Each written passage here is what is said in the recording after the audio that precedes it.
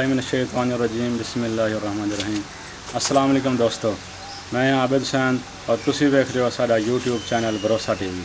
اج اسی بھائی راجا یاسر دے برڈز فارم تے آئے ہیں وزٹ واسطے اور تانوں انشاءاللہ اج مختلف قسم دے پرندے چیک کرے وساں انشاءاللہ رابطہ ہوندا گل بات ہوندی انہاں نال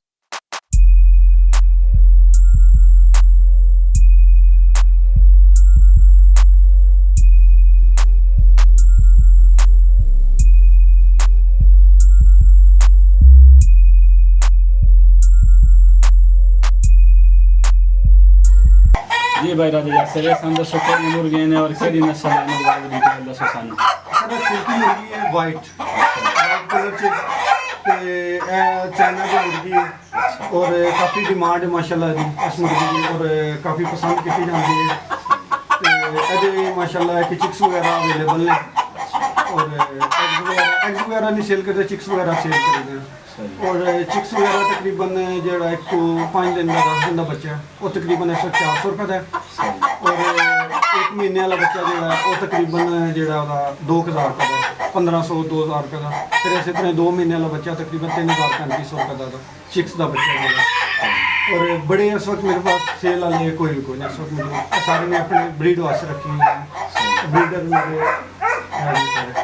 فل بریڈر ہیں فل بریڈر ہے یعنی کہ بچے وغیرہ سیل کر رہے ہیں کافی سارے جگہ فل بریڈر فیمیل ہیں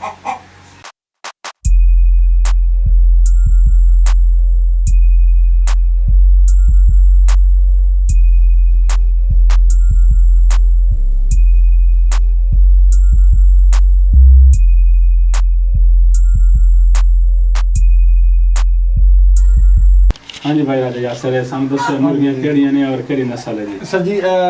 گولڈن سپرائٹ ہے اچھا جی اور باہر کی امپورٹڈ مرغی ہے اور اس وقت صرف میرے کو ایک پیئر موجود ہے اچھا تقریباً پہلے 3-4 پیئر سن لیکن کافی پیئر سیل کرتے اور اس وقت ایک پیئر ہے اور انہاں دے چکس وغیرہ جڑے نے وہ علی ایگز انڈے شروع نے تے چکس کچھ عرصے تک انشاءاللہ جڑا نا وہ اویلیبل ہو جائے گا فور سیل نہیں ہے یہ میں نے خود اپنے لیے رکھا ہوا ہے جی جی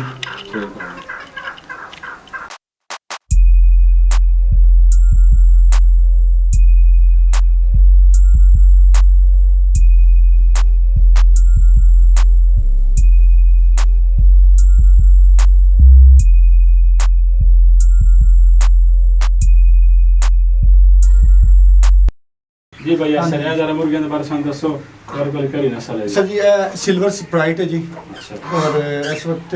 میرے کو 1 میل اور 3 فیمیل موجود نے اور انہاں دے انڈے وغیرہ سٹارٹ نے اور انشاءاللہ کچھ عرصے تک انہاں دے بچے وغیرہ جڑے چکس وغیرہ وہ تانوں مل جا سن اور انہاں دے چکس وغیرہ دی جڑی پرائز ہے جڑا 1 تو 10 دن دا بچہ ہے نا وہ تقریباً تانوں جی تقریباً 500 روپے دا ہے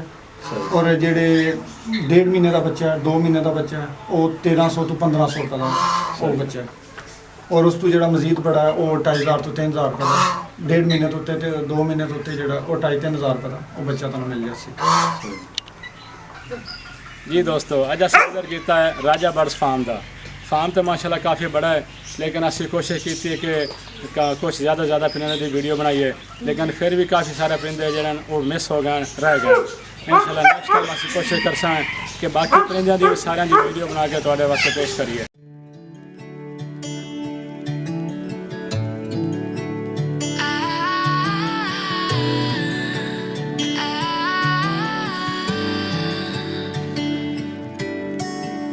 Day breaks and